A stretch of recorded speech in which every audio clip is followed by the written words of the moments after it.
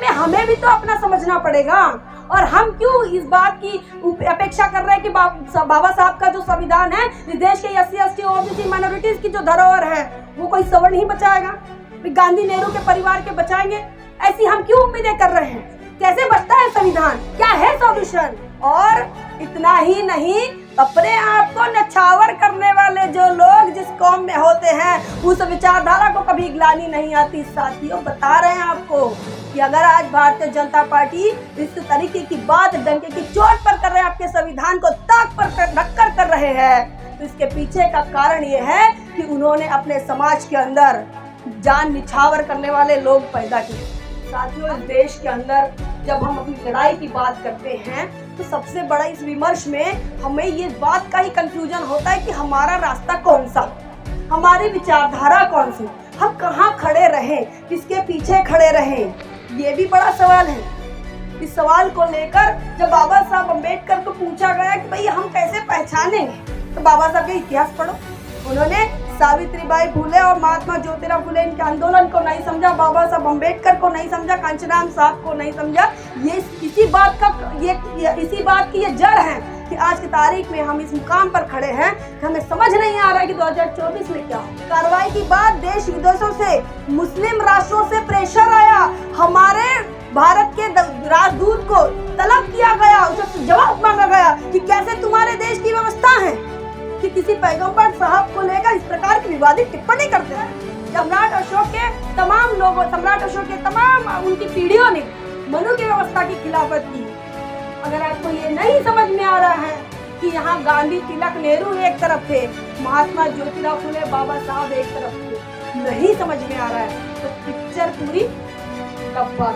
हमको आज की तारीख में एक नजरिया रखने की जरूरत है कि आप किस विचारधारा के फॉलोवर है, आप दुश्मन कौन है, आपके दोस्त कौन है, उन तमाम चीजों को जानने की जरूरत है। तो अगर वो संसद के अंदर ऐसे लोगों की भर्ती कर रहा है, ऐसे लोगों को लेकर जा रहा है अपने साथ, नुपुर शर्मा, ज्योति मिर्धा, अनंत हेगड़े, ब्रिजभूषण शरण सिंह जैसे लोगों को लेकर जा रहे हैं, तो साथियों, ऊना पैक्ट के बाद आप अब रिजर्व सीटों के लोगों के तरफ आप ये उम्मीदें नहीं कर सकते कि वो आपकी बात करेगा।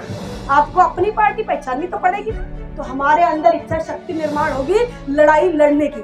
अगर जरूरत, तो आज की तारीख में जरूरत है, आज की तारीख में संविधान खतरे में है, तमाम लोग बता रहे हैं, और इसको बचाया जा सकता है। भैया, तुम्हारे पास वोट का अधिकार है, सरकार तो तुम ही बनाओगे। कहाँ मौके की जगह काबिज करा, कहाँ शासक बनो, राजा बनो, हुक्मरान बनो, क्या क्या नहीं कहा। हर अलग अलग भाषण में अलग अलग बातें कही, अलग अलग इशारे दिए, बोले संसद पे कब्जा करो, फॉर योर इमेंसिपेशन, जाओ सत्ता के मंदिर पे कब्जा करो, बुद्ध विहार, मंदिर, मस्जिद, गुरुद्वारों की बात मत करो, घर की बात करो। हाय अत्ताय ताय लोकानुकंपाय, आदि कल्याण, मध्य कल्याण, अंत कल्याण। हे भिक्षुओं, उस समाज में जाओ जिसको इस देश के अंदर जाति के नाम पर परेशान किया गया, जाति के नाम पर अपमानित किया गया, उन्हें बताओ कि धम्म ही आपका कल्याण कर सकता है, आपकी गुलामी से मुक्ति कर सकता है, आपको मानवता सिखा सकता है। और इसीलिए यह जो धम्म है, यह शुरुआत में भी कल्याणकारी है, मध्य में भी कल्याणकारी है, अंत में भी कल्याणकारी है, और इससे ज़्यादा से ज़्यादा संख्या में रहने वाले जो लोग हैं, जो इस देश की मनुवादी व्यवस्था के दबे कुचले लोग हैं, उनके लिए ये कल्याणकारी है। उन्हें जाकर बताओ। ये ऐसा संदेश देने वाले तथागत गौतम बुद्ध के दुख मुक्ति के सिद्धांत को लेकर इस देश को एक नई व्यवस्था मिली, एक नई परंपरा मिली, वो संतों की परंपरा, जिसमें कई संतों ने इस देश के अंदर जन्म लिया, इस देश की मनुवादी जातिवादी व्यवस्था को लेकर लगातार प्रहार किया, अपने वाणी के माध्यम से मानवता का प्रचार किया, जिसमें छत्तीसगढ़ के संत, मन के एक समान कहने वाले संत घासीदास महाराज, इन्हें भी अभिवादन करते हैं। इसी के साथ साथ इस देश की धरती पर और अनेक संतों ने जन्म लिया, जिन्होंने बताया हम भी चाम के, तुम भी चाम के, कौन चाम से न्यारा, बिना चाम का कौन पुरुष है, रविदास पूछे संसारा। चर्मकार समाज में पैदा होते हैं संत रविदास महाराज, और इस देश की व्यवस्था से सवाल करते हैं कि तुम किस आधार पर इस देश के अंदर बहुसंख्यक लोगों के साथ अन्याय अत्याचार करते हो, जब तुम भी चाम के हो, हम भी चाम के हैं। इस देश के अंदर महाराष्ट्र की भूमि में कई संतों का जन्म हुआ, उन्होंने सवाल पूछा कि नौ से कन्या पुत्र होती तर का कन्या लागे पति। अगर तुमको उपास तपास करने से बच्चे हो जा रहे हैं तो पति करने की जरूरत क्या है। ऐसे संत तुकाराम महाराज। जतरा में पतरा बिठाया तीरथ बनाया पानी, दुनिया भाई दीवानी पैसे की दुल्हन। इस देश के अंदर धर्म की जो व्यवस्था है वो इस देश के अंदर पाखंड की व्यवस्था है, ऐसा बताने वाले संत कबीर महाराज। बुद्धा अवतारी आमी झालो या संतो वर्णया मात नामा मने। संत नामदेव महाराज जो शिंपी समाज में पैदा हुए वो कहते हैं कि बुद्ध अगर इस देश के अंदर पैदा नहीं होते तो हमारे जैसे सिंपी दर्जी समाज के लोग ज्ञान की बातें नहीं कर सकते, अध्यात्म की बातें नहीं कर सकते, क्रांति की बातें नहीं कर सकते थे। बुद्धा के कारण ही इस देश के अंदर तुकाराम नाम के ओबीसी संत पैदा होते हैं, चर्मकार समाज में, सतनामी समाज में संत पैदा होते हैं, और शिंपी दर्जी समाज में संत पैदा होते हैं। इसी प्रकार अनेक संतों ने इस देश की परंपरा को, ये देश की परंपरा में संतों की परंपरा जब चलाई तो इस देश की व्यवस्था पर ही प्रहार किया। एक विचारधारा को लेकर किस देश की क्या विचारधारा है उस बात को लेकर। इसी संतों की परंपरा को आगे बढ़ाने का काम, बुद्ध की परंपरा को आगे बढ़ाने का काम, जिस बुद्धा ने बताया कि दुख मुक्ति के सिद्धांत की बात बुद्धा ने बताई कि देश का बहुसंख्यक समाज दुखी है, उस दुख को कैसे दूर किया जा सकता है, उस बात का पता महात्मा ज्योतिराव फुले ने लगाया, उस बात का पता सावित्रीबाई फुले ने लगाया। उन्होंने बताया अज्ञान इस देश के अंदर आपके दुख का कारण है और ज्ञान से, विद्या से ही आपका जो दुख है वो दूर हो सकता है। और इसलिए उन्होंने शिक्षा का आंदोलन चलाया, महात्मा ज्योतिराव फुले, सावित्रीबाई फुले। इस देश के अंदर आपको मानव का इंसान नहीं समझा जा रहा है, साथ में बैठना नहीं दिया जा रहा है। छत्रपति शाहू महाराज ने आरक्षण की व्यवस्था करके बताया कि देश का दलित, आदिवासी, पिछड़ा भी सवर्णों के लाइन में बैठ सकता है, नौकरी कर सकता है। ऐसे राजर्षि शाहू महाराज, इन तमाम 108 महापुरुषों का और उन तमाम महानायिकाओं का जिन्होंने प्रत्यक्ष और अप्रत्यक्ष रूप से इस देश के अंदर मानवतावादी आंदोलन को चलाया, उन तमाम महानायक और महानायिकाओं के संघर्ष को संवैधानिक रूप देने वाले हमारे तुम्हारे मसीहा डॉक्टर बाबा साहब अम्बेडकर, जिनके जयंती के मौके पर हम यहाँ हैं। जय भीम का नारा गूंजेगा भारत के कोने कोने में, ये तब कहा जब इस देश के अंदर सरकारें नहीं चाहती थी कि जय भीम का नारा किसी गांव में गूंजे। ऐसा कहने वाले मान्यवर कांशीराम साहब और इन तमाम महापुरुषों को अभिवादन करते हुए, चूँकि आज हम बाबा साहब डॉक्टर भीमराव अम्बेडकर जी इनके जयंती के मौके पर आपके साथ रूबरू हो रहे हैं। आपको लग रहा होगा कि अगर इंजीनियर स्नेहा आ रही हैं तो कम से कम 100 किलो की होनी चाहिए, 100 किलो की होनी चाहिए, थोड़ी मजबूत। लेकिन हम आपको बता दें इस देश की व्यवस्था ऐसी है कि schedule caste, schedule tribe, OBC और माइनॉरिटीज़ में जो महिलाएं होती हैं उनका जो वजन होता है वो 80 से इधर ही होता है, काम खत्म है 80 की इधर। सवर्णों के इधर ऐसा नहीं होता, उनकी उम्र भी लंबी होती है, उनका वजन भी ज़्यादा होता है, क्योंकि इस देश की व्यवस्था ने खाने पीने की व्यवस्था उनकी अच्छी करी और बहुजन समाज की अच्छी नहीं करी। और इसीलिए इंजीनियर इसने यहाँ 50 के अंदर काम तमाम है। और आपको लग रहा होगा ये क्या बच्ची आ गई, क्या बताएगी। साथियों, एक पत्रकार होने के नाते हम आपसे रूबरू हो रहे हैं और इसके पहले हम महाबोधि विहार मुक्ति आंदोलन की समिति के माध्यम से माता रमाई जयंती के मौके पर एक बार आ चुके थे और इसके बाद आपने फिर से हमें इस छत्तीसगढ़ की भूमि पर मौका दिया। इसके लिए हम आपका तहे दिल से शुक्रगुजार हैं, आपका आभार व्यक्त करते हैं। आज जयंती के मौके पर अनेकों बातें आप तमाम लोगों ने देखी होगी। जिस डॉक्टर बाबा साहब अम्बेडकर का नाम लेने से इस देश के तमाम राजनीतिक दल कतराते थे, आज वो उन्हें अभिवादन कर रहे हैं, बड़ी बड़ी घोषणाएं हो रहे हैं। देखो, दुश्मन भी आपकी चर्चा कर रहे हैं। अब क्यों कर रहे हैं, ये तो सकारात्मक भी हो सकता है, नकारात्मक भी हो सकता है, वो हमारे विवेक पर निर्भर करता है कि हम सोचे कि क्यों आखिर बाबा साहब का इतना सम्मान, इतना प्यार, मोहब्बत जो दिखाया जा रहा है वो क्यों है। ये विवाद का विषय नहीं, ये चर्चा का विषय है और इस पर विमर्श होना चाहिए। और इसी प्रकार से तमाम जब कार्यक्रम होते हैं तो हमारी एक परंपरा यही होती है। जब हमारे महापुरुषों की जयंतियाँ होती हैं तब हमारी ये परंपरा होती है कि जयंती के मौके पर हम विमर्श करें। विमर्श क्यों किया जाता है? विमर्श इसलिए किया जाता है क्योंकि हमारे देश के अंदर लोकतंत्र है। लोकतंत्र आपको बोलने की आज़ादी देता है, सोचने की आज़ादी देता है, लेकिन क्या सोचे इस बात को लेकर जो विमर्श होता है उसमें, उसके लिए विमर्श महत्वपूर्ण होता है। डिस्कशन, चर्चाएं, चर्चाओं से ये फल निकलता है, ये बात बाहर निकलती है, परिणाम निकलते हैं कि आखिर किस मुकाम पर पहुंचाया जाए।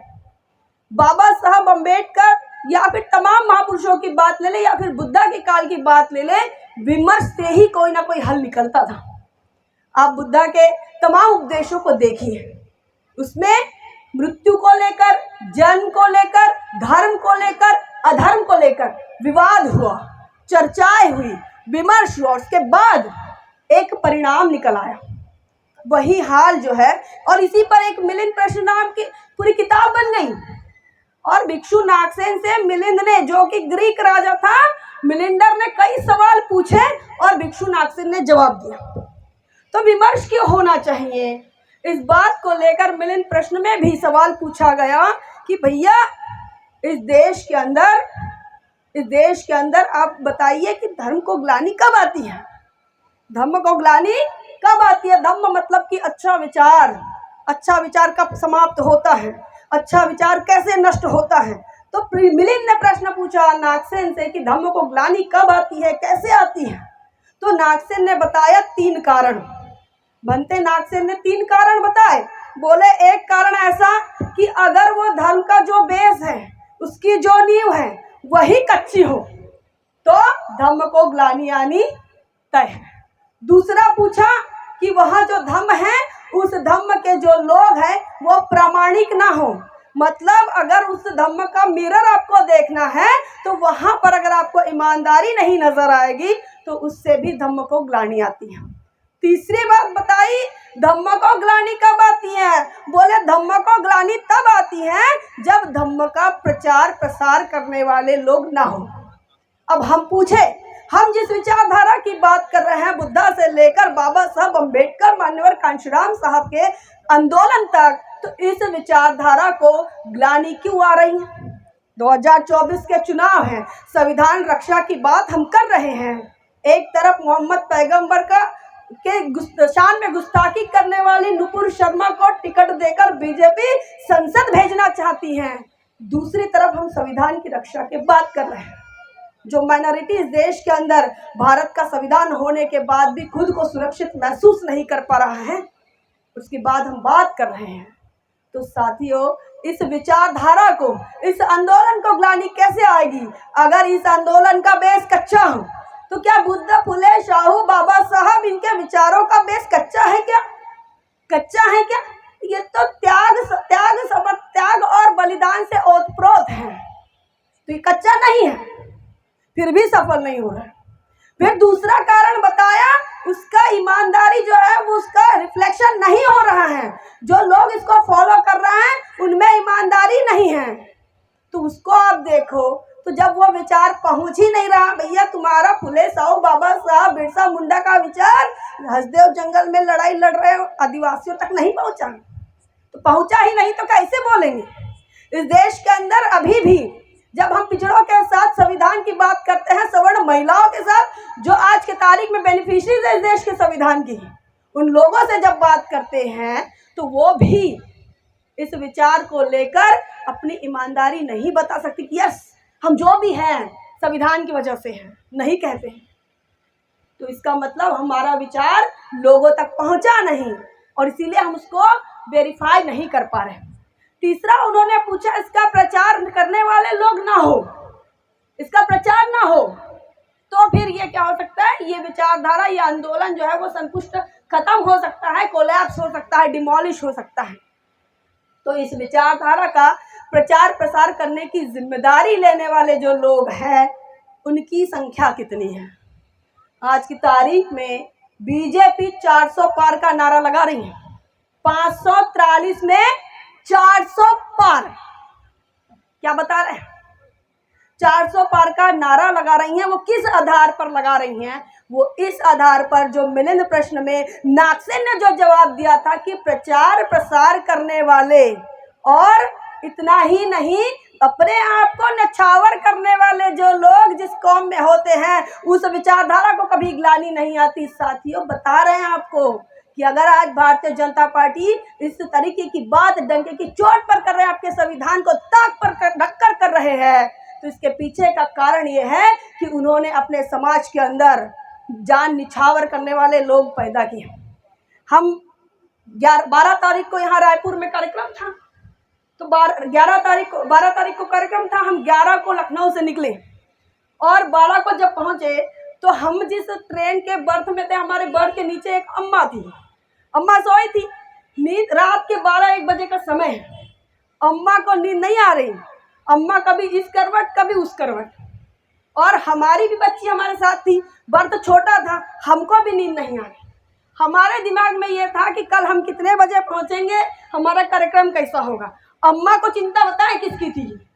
अम्मा को चिंता इस बात की थी, बेचारा नरेंद्र मोदी बोले लौंग नहीं खाता, सुपारी का खंड तक नहीं खाता।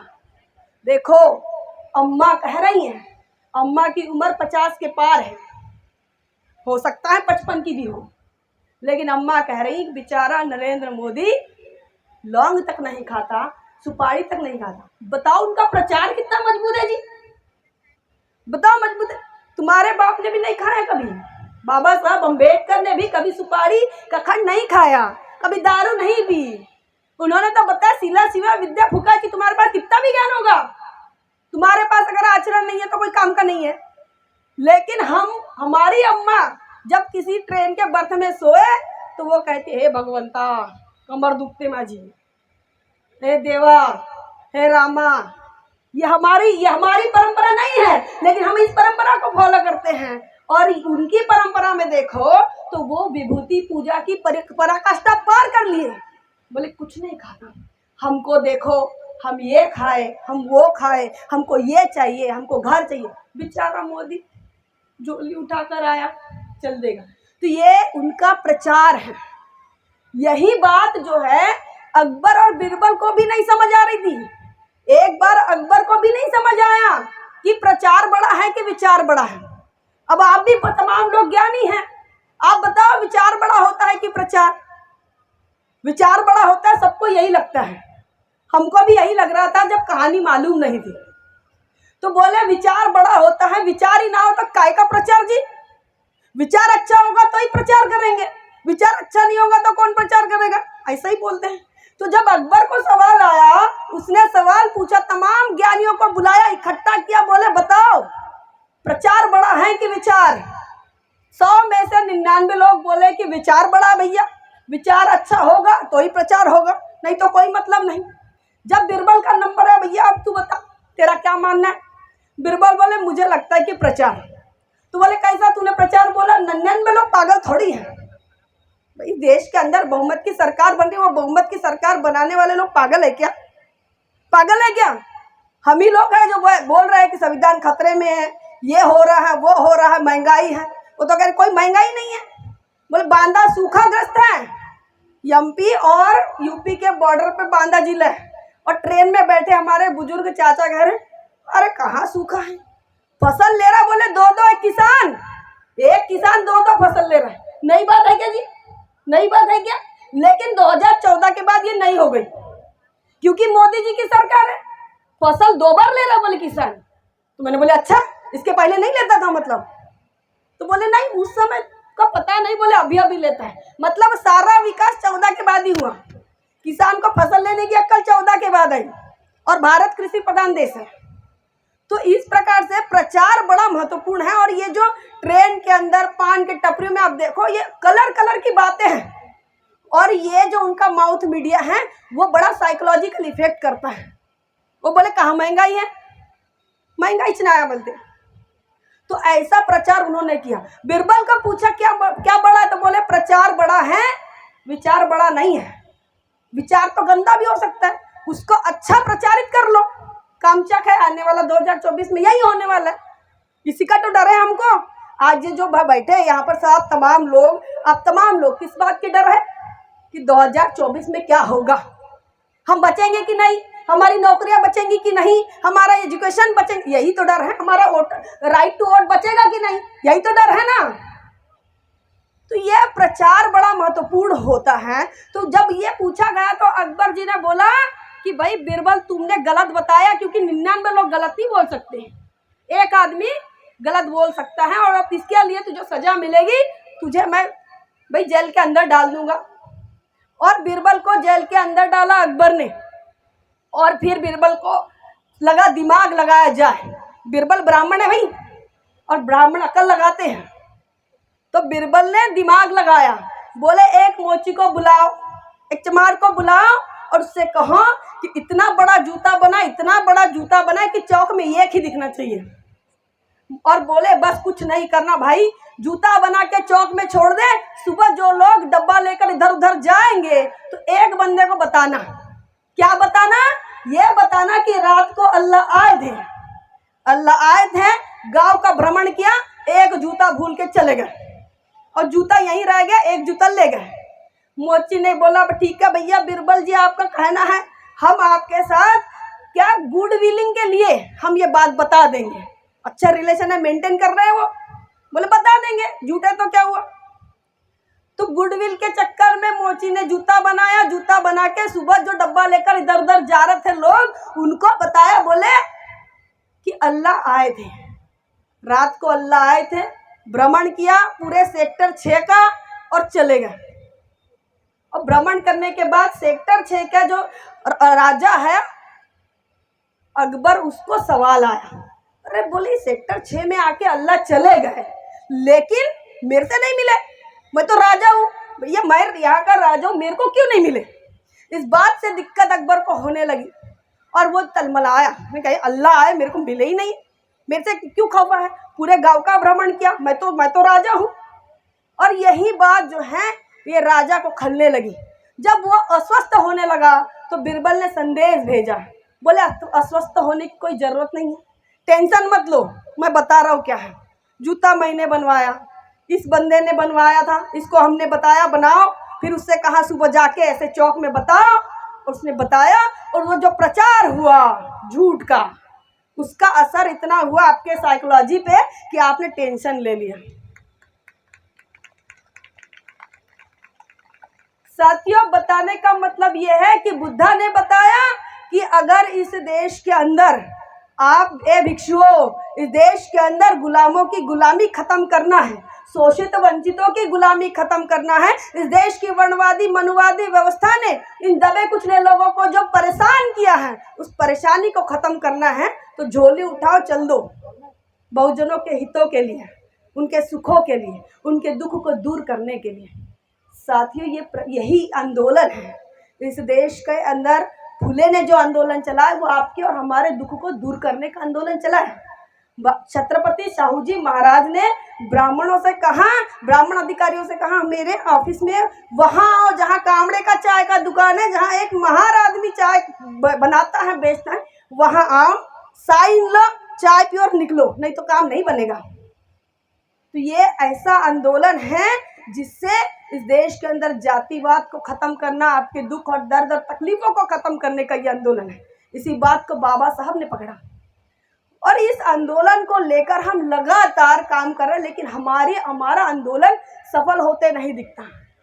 क्यों नहीं सफल होते दिखता? और यही बात हमें भी खलती है, और इसीलिए इस प्रकार के भव्य आयोजन हम करते हैं ताकि हमारे समाज का आत्मविश्वास न डगमगाए। हम ये बड़े कार्यक्रम का आयोजन इसलिए करते हैं कि इन कार्यक्रमों में हम अपने विचार विमर्श कर पाए। इन भव्य कार्यक्रमों का हम आयोजन इसलिए करते हैं क्योंकि इसमें प्रबोधन हो पाए। और प्रबोधन क्यों होना है? क्योंकि ये देश हमारा है। प्रबोधन क्यों होना है? हम इस देश के मूल निवासी हैं। प्रबोधन क्यों होना है? ये देश हमारा, इस देश का संविधान हमारा, संविधान ने अधिकार दिया वो हमारा, सरकार हम अपनी बनाते हैं, लेकिन स्वास्थ्य की समस्या हमारी है, एजुकेशन की समस्या हमारी है। न्यू एजुकेशन पॉलिसी हो या पुरानी एजुकेशन पॉलिसी, मरता तो schedule caste, schedule tribe, OBC है। समस्या हमारी है। संसद हमारी है, लेकिन संसद में जो फैसले लिए जाते हैं वो हमारे खिलाफत के लिए लिए जाते हैं। और इसीलिए हम ये चाहते हैं कि इन बातों को लेकर विमर्श हो, प्रबोधन हो, और उस प्रबोधन से कुछ मार्ग निकले। और इस प्रकार के कार्यक्रमों का आयोजन हम लगातार कई सालों से देख रहे हैं। तो ये परंपरा डॉक्टर बाबा साहब अम्बेडकर और माननीय कांशीराम साहब ने भी अपने समय में लंबे समय तक चलाई और आज भी वो चल रही है। साथियों, इस देश के अंदर जब हम अपनी लड़ाई की बात करते हैं तो सबसे बड़ा इस विमर्श में हमें ये बात का ही कंफ्यूजन होता है कि हमारा रास्ता कौन सा, हमारी विचारधारा कौन सी, हम कहाँ खड़े रहें, किसके पीछे खड़े रहें, ये भी बड़ा सवाल है।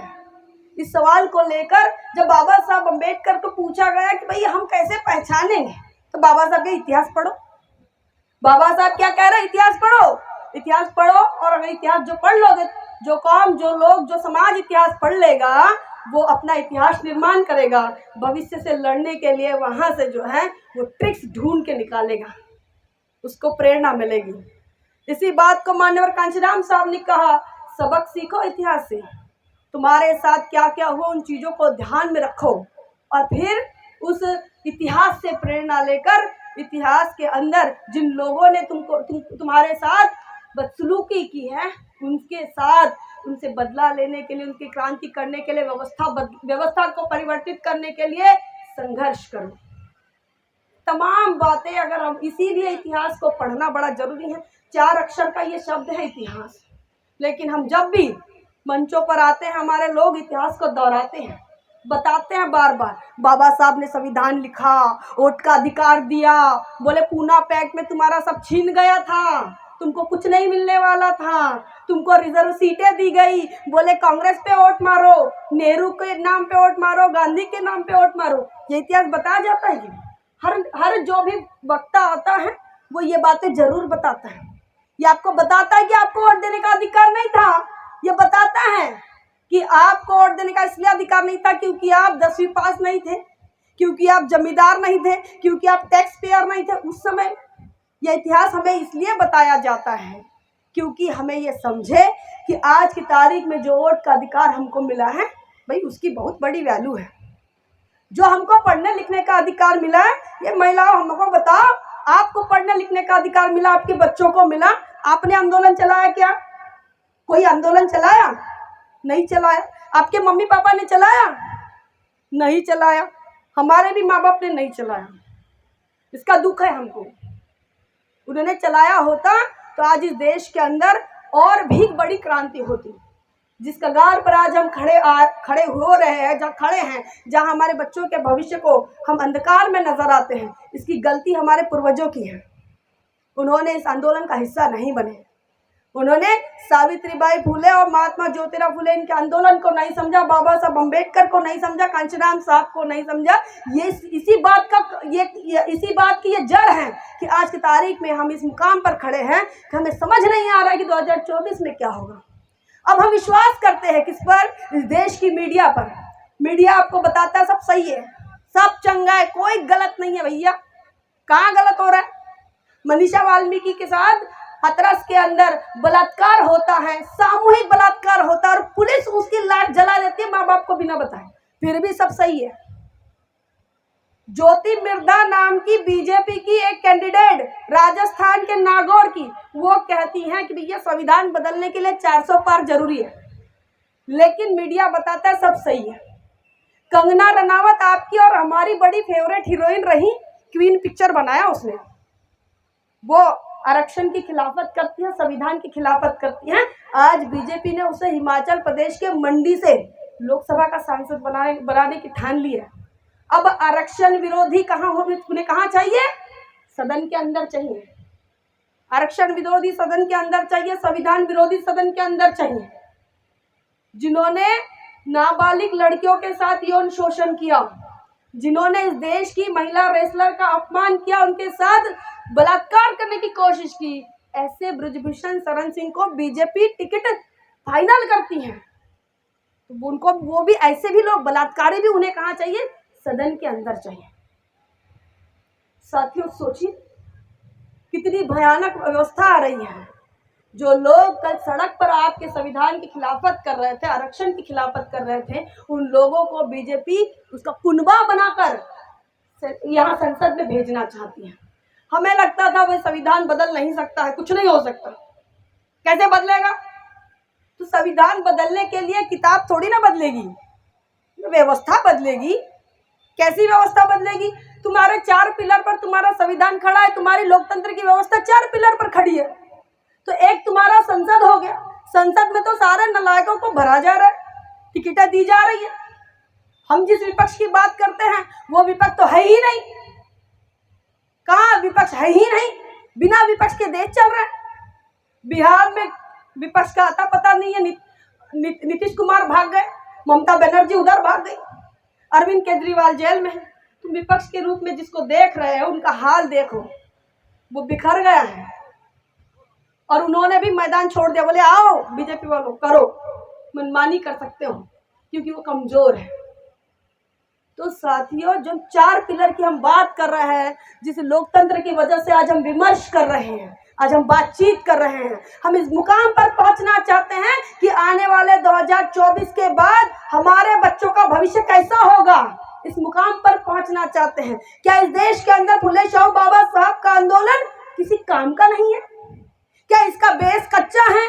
क्या इसके प्रचार करने की हमारी क्षमता नहीं है? या त्याग, बलिदान और समर्पण करने की हमारी इच्छा नहीं है? हम अपने एसी के कमरों से बाहर नहीं निकलना चाहते, हम अपने सुख सुविधाओं से, पर्दे के कलर को चूज करने वाली उस सिस्टम से बाहर नहीं निकलना चाहते, बेडशीट के और तकिया के कवर को देखना चाहते हैं, हर दिन बदलना चाहते हैं ताकि कोई आए तो अच्छा लगे। फलाने के घर में गए, बड़ा अच्छा सोफा था, फलाने के घर में गए, बड़ा अच्छी बेडशीट, फलाने के घर में बड़ा अच्छा कलर लगा था। इस चीजों से हम बाहर नहीं निकलना चाहते। लेकिन कोई भी परिवर्तन जो है साथियों, वो आपका समर्पण मांगती है, वो आपका बलिदान मांगती है। हमने इस देश के अंदर ना अपने एजुकेशन के लिए कोई बलिदान दिया, ना कोई आंदोलन चलाया, फुकट में मिला। वोट के अधिकार के लिए हमने कोई बलिदान नहीं दिया। राजरत्न और माता रमाई के 4-4 बच्चों ने बलिदान दिया। हमने कुछ नहीं किया, लेकिन हमको वोट का अधिकार मिला, तो हमको सारी चीज मुफ्त में मिली। तो ये बलिदान करने का ये मूवमेंट है, ये बर्बाद होने वाला। इसलिए कबीर साहब कहते हैं कि जो घर फूके अपना, वो चलो हमारे साथ। अपना घर फूकना पड़ेगा, तभी हमारे साथ चलना पड़ेगा। ये आंदोलन जो है, ये बर्बादी का आंदोलन है। महात्मा ज्योतिराव फुले को कुछ नहीं मिला, बाबा साहब को कुछ नहीं मिला।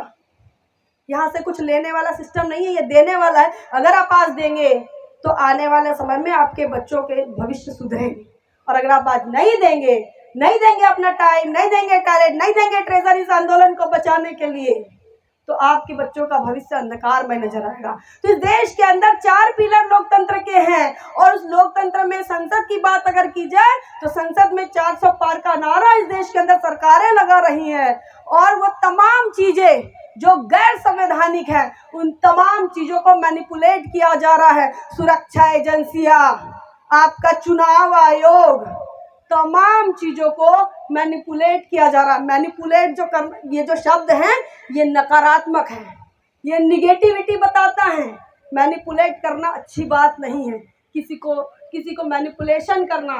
लेकिन इस देश की सरकार मैनिपुलेशन कर रही है लोकतंत्र में, और उन एजेंसियों का दुरुपयोग किया जा रहा है। सीबीआई, सीआईडी, पुलिस प्रशासन, अरे पूछो मत, मास्टरों को भी लगा दिया। बोले ध्यान देना बूथों पे क्या हो रहा है।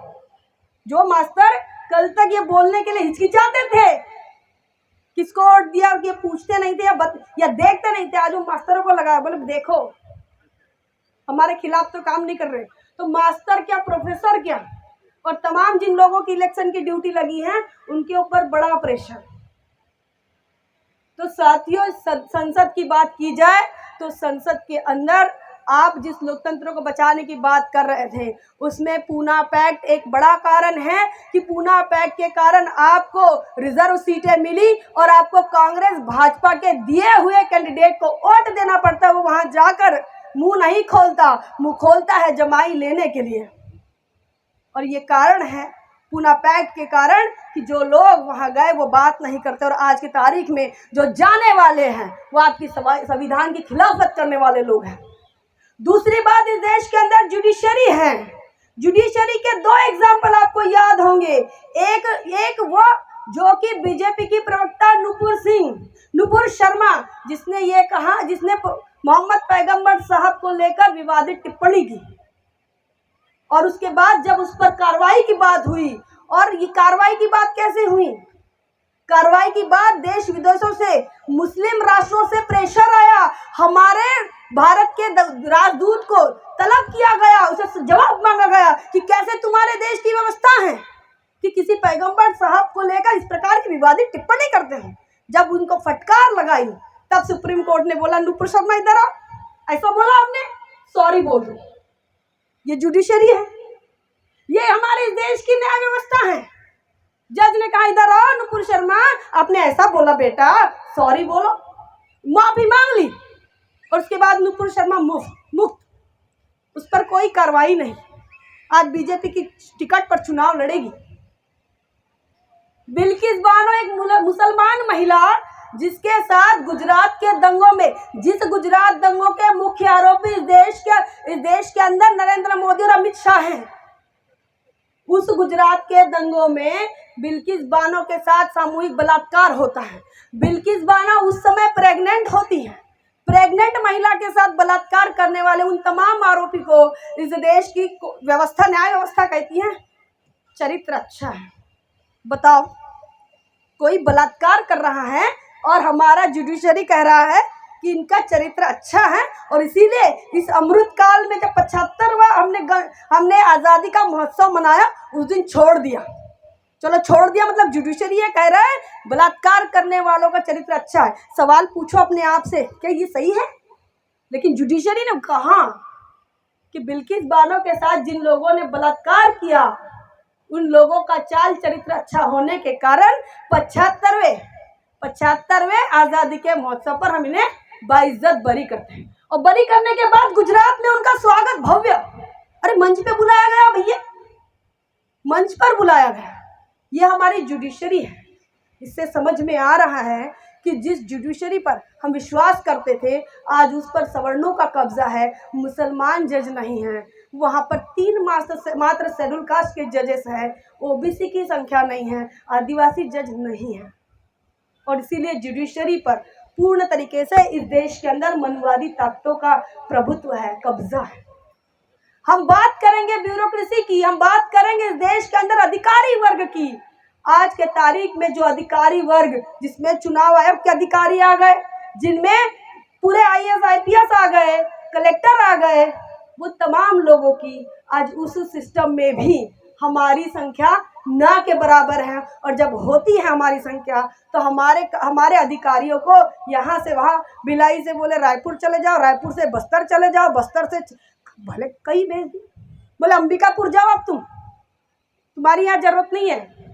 मतलब हमारे अधिकारियों के साथ या तो तुमको व्यवस्था के साथ बने रहना है, व्यवस्था के खिलाफ बात करोगे तो बस्तर भेजेंगे, व्यवस्था के खिलाफ बात करोगे तो अनूपपुर और अंबिकापुर भेजेंगे, भले तुम्हारा परिवार किधर भी हो। ये व्यवस्था हमारे ब्यूरोक्रेसी की है। जब ब्यूरोक्रेसी में जाने की बात हमारा बच्चा करता है, यूपीएससी की बात जब हमारा बच्चा करता है, तो उनके लिए वैकेंसी नहीं निकलती। वैकेंसी निकलती है लैटरल एंट्री, बोले जिनके भी रिश्तेदार अडानी अंबानी होंगे। अजी बताओ यहाँ पे कितने सरनेम है?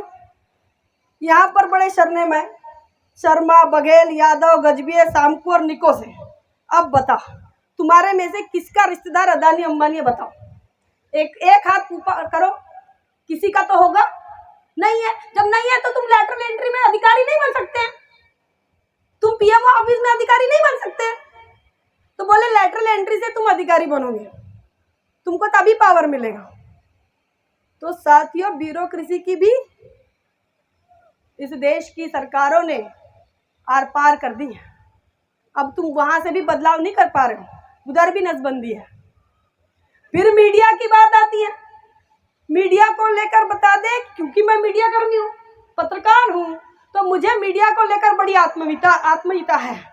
और ये अपनापन इसलिए है क्योंकि हमने मीडिया को इसलिए चुना कि हमको लगा सरकार के खिलाफ बात करने का अगर कहीं पे जरिया है तो मीडिया है। मीडिया हो या फिर लोक कलाकार हो, लोकगीत बोलने वाले लोग हो, क्योंकि अभी विकास राजा आएंगे, किशोर पगला जी आएंगे, वो भी सरकार की खिलाफत करते। तो हमारे देश के लोकतंत्र की खूबसूरती ये है कि जब भी आप लोगों के लिए लोगों को आप मार्गदर्शन करते हो तो आप विपक्ष की भूमिका में रहना चाहिए। अब सरकार के दल्ले चमचे बनकर लोगों को मोटिवेट नहीं कर सकते, लोगों को मार्गदर्शन नहीं कर सकते। सरकार की चापलूसी कर आप लोगों को प्रभावित, लोगों को विद्रोह के लिए तैयार नहीं कर सकते लोग। क्या सरकार की पॉलिसी बताने के लिए इस देश का मीडिया नहीं है? लेकिन इस देश के अंदर अंजना ओम कश्यप कभी कभी मोदी लिखती हैं, अपने आप में कह देती है, देख लेना वीडियो है। अंजना ओम कश्यप कभी कभी अपने आप को मोदी कहती हैं और फिर कहती, वो जब बात करती है तो देखना क्या वो मीडिया की भूमिका में होती है? क्या वो कभी विपक्ष की भूमिका में होती है? नहीं होती। तमाम अपने आप को लिबरल कहने वाले लोग कांग्रेस के लिए फील्डिंग कर रहे हैं, लेकिन फिर भी हमको ये नहीं समझ आता कि ये पत्रकार हैं कि कांग्रेस भाजपा के बैट्समैन और बॉलर हैं। हमको नहीं समझ में आ रहा है। मीडिया की भूमिका ऐसी है कि इस देश के अंदर तमाम सरकारी पॉलिसीज को कितना अच्छा है, कितना बेटर है। आप कभी भी गूगल करो और किसी भी अखबार के को लेकर आप ये कोई भी मुद्दा आया जो सरकार की पॉलिसी से संबंधित है, किसी भी अखबार के तरफ से एक भी निगेटिव खबर अगर आपको दिख जाए तो नाम के सामने इंजीनियर लगाना बंद कर दूंगी। एक निगेटिव प्रचार इस देश का पत्रकार, इस देश का अखबार, इस देश का न्यूज चैनल, मेन स्ट्रीम का मीडिया नहीं कर रहा है, विरोध नहीं कर रहा है, उनको डर लगता है। आज की तारीख में आपको बताए ईवीएम पर सवाल खड़े हुए और ईवीएम को लेकर सोशल मीडिया पर बवाल हुआ। लोगों ने इस पर न्यूज बनाई। राजेंद्र पाल, गौतम महमूद प्राचा जैसे वकीलों ने, भानु प्रताप सिंह जैसे लोगों ने दिल्ली के अंदर आंदोलन छेड़ा, बोले ईवीएम से वोट इलेक्शन होना ही नहीं। और जब इसकी खबर जिन जिन न्यूज वालों ने चलाई, उनके अखबारों पर पाबंदी आई। चलो पाबंदी आई, उनको बोला, फटकार लगाई, क्यों ऐसा क्यों लिखा, लिखो, छोड़ो उनको, उनकी न्यूज नहीं छापना है। लेकिन हमारे जैसे जो सोशल मीडिया, चूंकि हम बहुजन मीडिया है, तो भैया इस देश की एक तबका ईवीएम की खिलाफत कर रहा है, तो हम नहीं बताएंगे क्या? ईवीएम की खिलाफत तो वही कर रहा है जो ईवीएम का मारा है, जिसको लगता है कि ईवीएम की वजह से हमारे साथ अन्याय अत्याचार हुआ, तो हम नहीं बताएंगे क्या? बताएंगे। तो इस पर सरकार क्या कर रही है? भाई यूट्यूब है अमेरिका का, यूट्यूब जो संस्था है वो अमेरिका की है, लेकिन उसको अब भारत के अंदर कंट्रोल किया जा रहा है और यूट्यूबर गूगल जैसे सीईओ के पदों पर भारत के ब्राह्मणों को रखा जा रहा है और वो ब्राह्मण अपने सूटकेस में, अपने सॉफ्टवेयर में अपनी जाति का गर्व और घमंड लेके चल रहा है। और जब वो अपने जाति का गर्व और घमंड अपने सॉफ्टवेयर में इंस्टॉल करता है तो हमारे जैसे बहुजन मीडिया को वो बैन करते हैं। बोलता हिंदुस्तान नाम का एक चैनल जो लगातार सरकार को लेकर सवाल पूछ रहा था, जो सही मायने में विपक्ष की भूमिका में था, बोलता हिंदुस्तान बंद हो गया। गूगल करो, आप यूट्यूब पर देखो, बोलता हिंदुस्तान कहाँ है? नहीं नजर आ रहा है। नेशनल दस्तक नाम से बड़ा चैनल है बहुजनों का, नेशनल दस्तक को नोटिस आया, 8 दिन हो गए। बोले अगर तुमने सरकार की खिलाफत करना बंद नहीं की तो कम्युनल वायलेंस के चक्कर में, कम्युनल गाइडलाइन को वायलेट करने के चक्कर में आपके चैनल को बंद कर दिया जाएगा। देखो, जो सोशल मीडिया था उसे हमने बहुजन मीडिया बनाया। हमको लगा कि देश का मीडिया हमारी बात नहीं कर रहा, इस देश का मीडिया हमारी बात नहीं सुन रहा। हसदेव जंगल का मुद्दा विदेशों में गूंजा, विदेशों में गूंजा। भैया बोले यहाँ के आदिवासी अगर परेशान हैं तो भारत के बाहर के तमाम अंतर्राष्ट्रीय स्तर के आदिवासी संगठन ने इस बात को मुद्दा बनाया, लेकिन भारत का मीडिया नहीं बना पाया। बोले कोई मुद्दा ही नहीं है, मनीषा वाल्मीकि कोई मुद्दा ही नहीं है। मुद्दा क्या है? निर्भया है। क्यों? उसकी जाति उसके साथ आएगी। मनीषा तो वाल्मीकि है, वो तो दलित है, वो कोई मुद्दा ही नहीं है। लेकिन इस देश के अंदर कपड़े उतारने की जो परंपरा है वो जाति को देखकर उतारे जाते हैं, क्योंकि इस देश का सर्वे कहता है जो महिला के अगेंस्ट जितने भी क्राइम होते हैं उसमें सबसे ज्यादा दलित, आदिवासी, पिछड़ी महिलाओं के साथ बलात्कार होते हैं। हर जगह सार्वजनिक स्थानों पर की बात करो या फिर आप उनके कर्मचारी अगर वो है तो उस वातावरण की बात करो। लेकिन यहाँ कहते हैं भाई मुद्दा नहीं है, मुद्दा ज्योति सिंह है, निर्भया है, मनीषा वाल्मीकि नहीं है। तो साथियों, इस देश के अंदर चारों पिल्लरों की अगर हम बात करें, आज वो उन चारों पिल्लरों में ब्राह्मणवाद की बू ही नहीं आती, बल्कि सारा का सारा वायरस आपको देखने मिलेगा। और ये देखने के लिए नजरिया चाहिए होता है, वो नजरिया होता है विचारधारा का।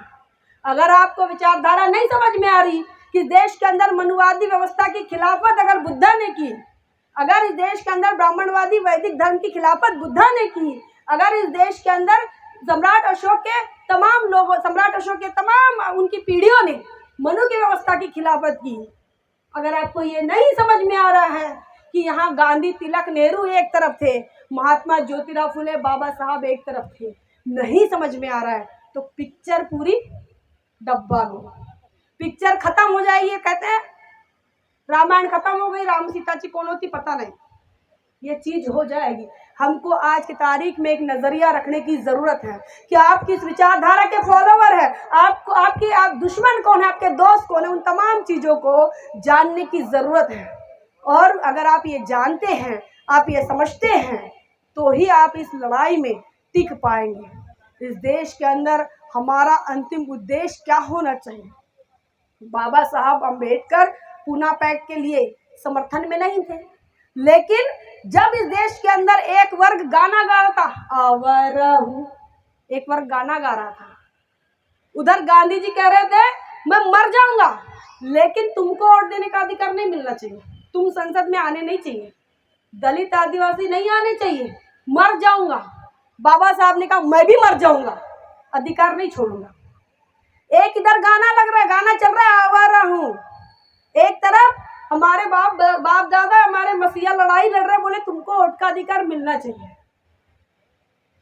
और एक तरफ गांधी जी कह रहे मर जाऊंगा लेकिन नहीं दूंगा।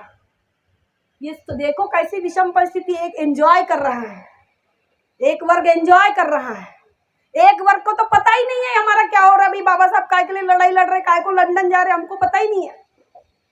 और दो आदमी ऐसे हैं जो इस बात के लिए लड़ रहे हैं कि भैया या तो हमको अधिकार दो, अधिकार मैं छोड़ूंगा नहीं, भले मेरे को मार डालो, और बोले अधिकार देंगे नहीं, भले मेरे को मार डालो, मैं मर जाऊं, पानी नहीं पीऊंगा।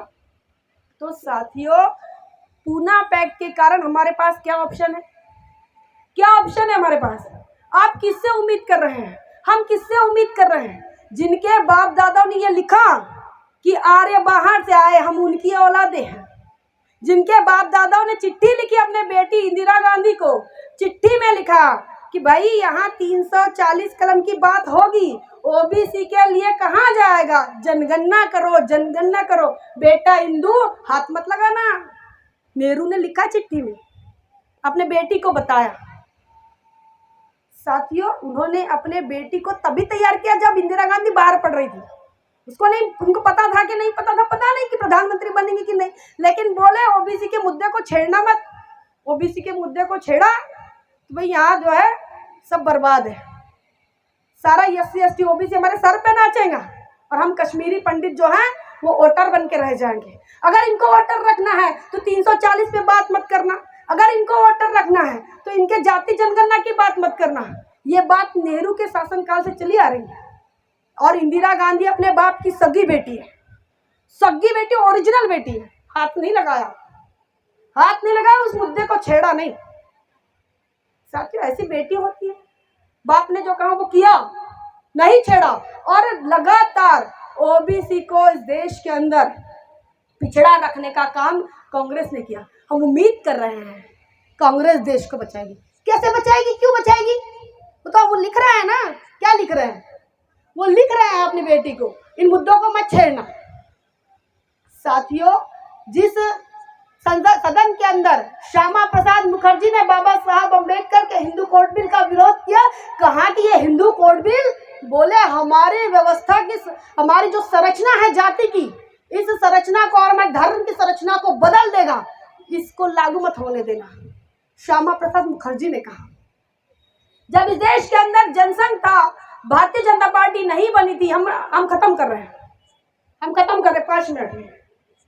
जब जनसंघ था तो यहाँ पर अटल बिहारी वाजपेयी और लाल कृष्ण आडवाणी मात्र 2 सांसद बने थे।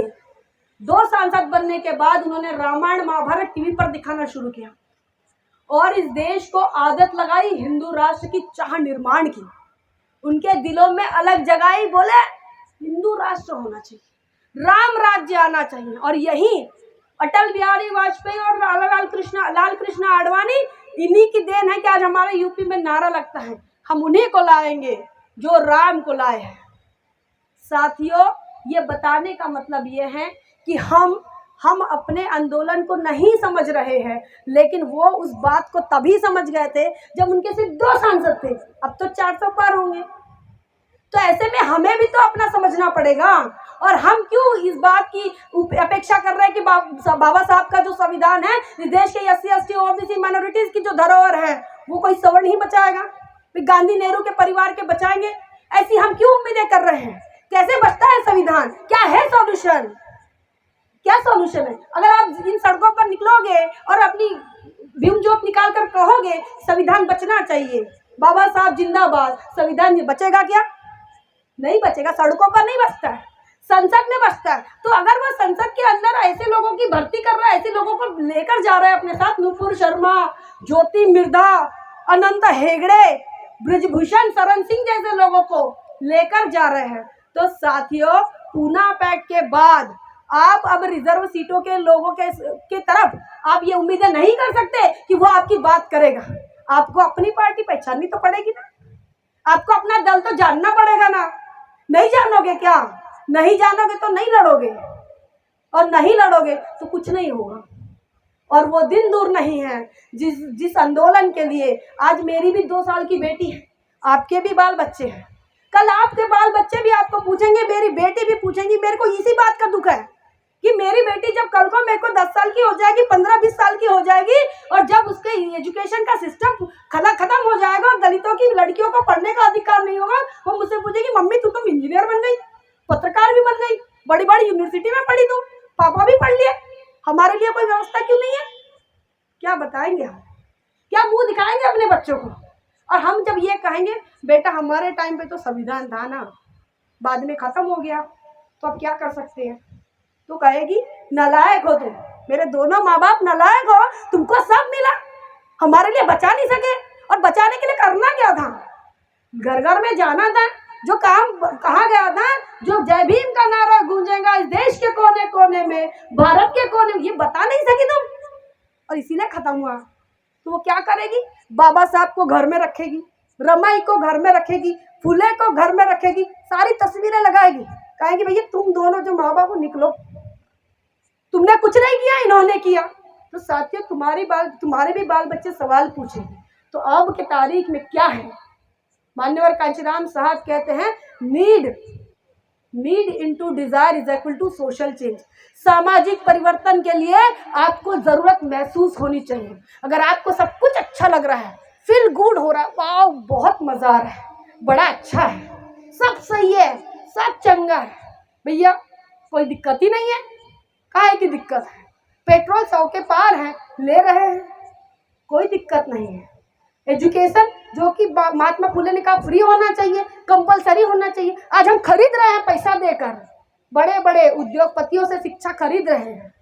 जिसके पास ज़्यादा पैसा वो ज़्यादा अच्छा एजुकेशन खरीदेगा, जिसके पास नहीं है वो जिला परिषद में जाएगा, उसमें भी ताला लगाया जा रहा है अभी सरकार के माध्यम से, बोले मास्टरों को पेमेंट नहीं दे सकते हम, तो आपके बच्चों को 10,000 वाली मैडम पढ़ाएगी, उसके लिए आप 1 लाख रुपए दोगे।